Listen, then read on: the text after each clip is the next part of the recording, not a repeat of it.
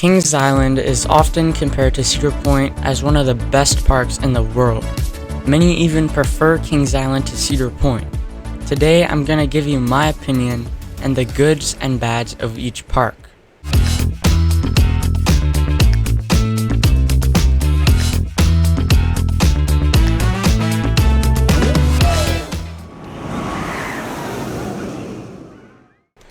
I've been going to Cedar Point for the last 10 years, and I've only gone to Kings Island once in my life. So although I'm clearly biased, I will try my best to give a fair review of each park.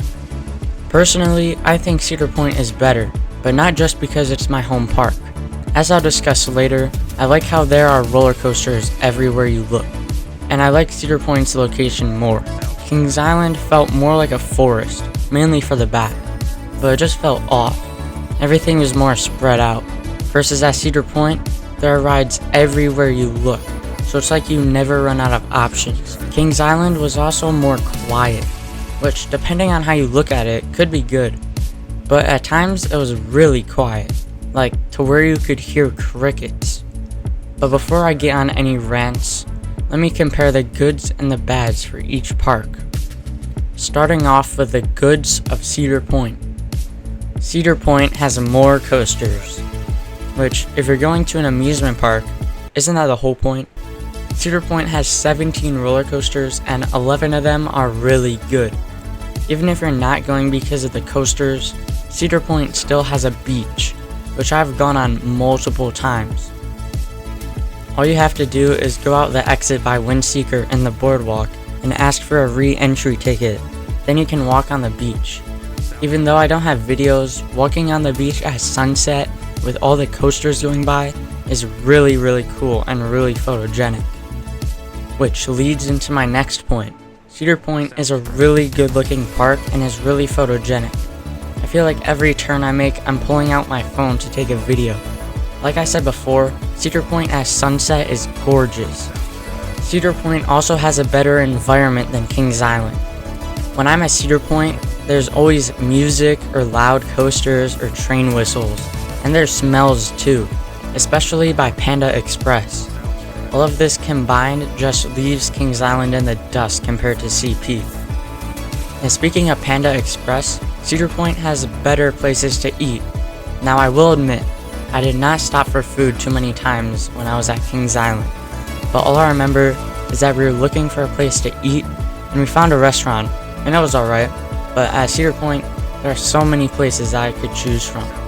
But to be fair, there are a couple restaurants at Cedar Point that could do better. But since I don't have a lot of info on Kings Island's food, we'll go to the next one. These next two go hand in hand, and that is bigger and better coasters. There's no denying that Cedar Point has the better coaster collection. And when I say better coasters, of course that's my opinion, but I prefer Millennium over Orion, and I prefer Raptor's Intensity over Banshee's smooth and drawn out layout. But Kings Island does have a way better aero suspended coaster, and arguably a better mine train. But you're still counting out Valraven, Magnum, Steel Vengeance, Maverick, Top Thrill 2, Gatekeeper, Rougarou, and many more. Now this doesn't mean Kings Island has bad coasters, like I still prefer the Beast over Magnum. Plus there's Diamondback and Mystic Timbers. And one no one really talks about that I like is Backlash Stunt Coaster. But even with that, I still think they don't stack up against Cedar Point's coaster lineup. Sticking with the rides, I think Cedar Point has a better selection of rides. Cedar Point has more rides in general, and they have more kiddie lands at 3. 2 of them are in the front near the boardwalk, and the main one is by Gemini. I think the front 2 are a little outdated, but Camp Snoopy in the back is actually really nice, as I just went back to that area not too long ago. For my brother. Even though most people think Cedar Point has no theming, think again. Because Cedar Point has Frontier Town. This mainly is farm animals that always tend to escape. Oh yeah, also has Maverick and Steel Vengeance.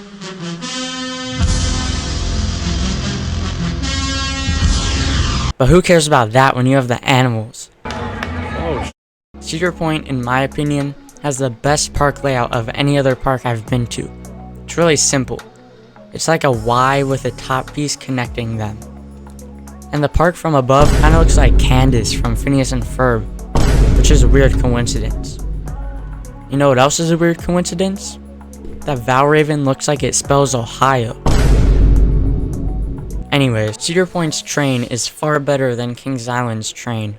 Kings Island's train takes you to the water park, which I guess actually serves a purpose. But Cedar Point takes you to the back of the park by Steel Vengeance. And if you ride it again, you'll get some theming. So there, even more theming. Cedar Point also has a really good water park, but I'm not going to go into detail because I didn't visit the water park at Kings Island, so I can't speak for that. And lastly, Cedar Point destroys Kings Island with their skyline. There's no contest here. There really isn't. I mean, look at the difference. But without further ado, let's talk about the good things of Kings Island. Kings Island is no doubt less chaotic. Kings Island feels empty compared to Cedar Point, which draws in massive crowds, which I'll talk about later. Where at Kings Island it feels less chaotic and less overwhelming. This also leads into the next one, which is that Kings Island has shorter lines. This goes hand in hand with what I said before. Cedar Point is more busy, so it has more lines. But some rides at Cedar Point that normally don't have long lines are Rougarou, Gemini, Blue Streak, and Magnum. Those normally are less than 30 minutes, and I've gone on all of them walk-ons. But besides those rides, yes, Cedar Point normally has hour-long lines. If you're ever at Cedar Point and it has 2-hour lines, I would start praying. If you're only going one day with no fast lane, I would go on a Tuesday in August. Never go on the weekends, or even worse, hollow weekends. One thing Kings Island has over Cedar Point is that Kings Island has more shade and more scenery. There are some sections in Cedar Point where you'll find some trees, mainly in Frontier Town, but Kings Island has trees scattered around the park, and you will find more there than at Cedar Point. Although Cedar Point has more kiddie sections, Kings Island has better kiddie rides. Flying Ace Aerial Chase, or I'm pretty sure they changed it to Woodstock Air Rail, I'm not sure. But that coaster and Woodstock Express are two actually fun kiddie rides. Yes, I did ride them. Where Cedar Point has Woodstock Express 2, Wilderness Run doesn't compare to Flying Ace, Woodstock Air Rail. Cedar Point is great, but there are times when you wonder if a ride will be open or not. The last 2 times I went to Cedar Point, Maverick was down partially throughout the day. The first time it was down almost all day.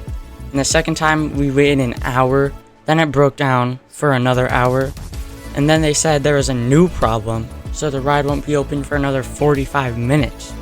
Versus at Kings Island, they have way more reliable rides. When I went, they had every coaster running, except for the blue side of Racer, but they were still running the red side, so I got the credit. Oh, and the Eiffel Tower was not open, which was actually a big disappointment. Just like Cedar Point's Frontier Town, Kings Island has a themed section called Area 72, which is just a small little section where Flight of Fear and Orion are. I would say their theming is better than Cedar Point's theming, and they put a lot of Easter eggs in that area, especially in Orion's queue. These last two are pretty much the same. Those are the Park at Night and the Fireworks Show. When we went to Kings Island, we went on a Tuesday, and I'm very glad we did, because we got to see the fireworks show, and it was amazing. The Eiffel Tower was all lit up, there was fog everywhere, there was drones, there was cool fireworks. It was so cool, and I can't wait to do it again. I think I took more videos of the park's fireworks show than I did the rest of the day combined. Overall, the fireworks show was amazing, and it's inspiring other parks like Kennywood to start doing shows too. And just in general, Kings Island has so many lights, and everything looks amazing at night. I think Kings Island is cooler at night than Cedar Point, but Cedar Point is still amazing too, especially by the Gemini Midway. So that's every good thing about Cedar Point and Kings Island. And if I ended the video right now, everyone would think Cedar Point is better, which it is. But now we're going to look at the bads about each park, starting off with Cedar Point. Cedar Point is more chaotic than Kings Island, which I personally like. I know, I'm weird, but for your average guest, most people like an empty park. And with more people, it's more chaotic and more overwhelming, which is a big part of Cedar Point, being overwhelmed. If this happens to you, try and get food, because if you're overwhelmed during your visit, then you're probably going to have a bad day. Cedar Point is also always busy. There's nothing you can do about this except go on a weekday, but even then you're still going to get up to 45-minute lines. From my experience, Cedar Point empties out at night and most rides are walk-on, except for these rides: Millennium, Top Thrill 2, Maverick, Steel Vengeance, and Valraven. All of these will still get a long line, but remember, as long as you're in line before the park closes, you can still get on. Going back to what I said earlier, Cedar Point is not the most reliable, as we can tell with Top Thrill 2. And last year, Wild Mouse was closed a lot, and even some of the B&Ms were closed, but this rarely happens. Maverick and Top Thrill 2 are the most likely to shut down. The rest are pretty reliable, but from time to time, you'll still get a ride shut down on you. And lastly, Cedar Point has less shade. Now, this doesn't mean they have no shade, but not as much as Kings Island, which also does not have a whole lot of shade, but still more than Cedar Point. Like I said before, Frontier Town is almost always shaded, at least where the animals are. And now the moment us Cedar Point fanboys have been waiting for: the Bads of Kings Island. Overall, I thought the rides were not as good as people were saying they were, which maybe that's because I had really high expectations, but also I just found some of them boring, especially Diamondback. That was way too repetitive. Now, I'm not saying they're bad rides in any way, I just think they're not as good as Cedar Point's coasters. Although I thought Delirium was better than Max Air. Kings Island, like I mentioned before, is spread out, and that means far walks. And you get far walks at Cedar Point, except that you have rides everywhere, versus at Kings Island it was kind of a far walk in between rides. I'll give Kings Island the benefit of the doubt on this, because maybe that's because I didn't really know where I was going, and that made everything feel farther than it really was. On that note though, remember how I said I got lost and didn't know where I was going? That might have something to do with this park having a weird layout. Cedar Point is a simple connected Y, versus Kings Island had areas connecting Diamondback Splashdown, the Backlash Stunt Coaster, and then Backlash Stunt Coaster connecting to the Beast. And there was a weird section by Banshee where I thought we were going on the main path and it just took me to the entrance of Banshee, which, to be fair, there's a spot like that going to Skyhawk and Snake River Falls. And lastly, Kings Island's train is not that good, at least compared to Cedar Point's. We rode this once, to the water park and back, and I didn't think it was that great. It just had this one little section of like a barn or something, and that was it. But we did get an alright view of Mystic Timbers back there, and a pretty good view of the first drop of Mystic Timbers.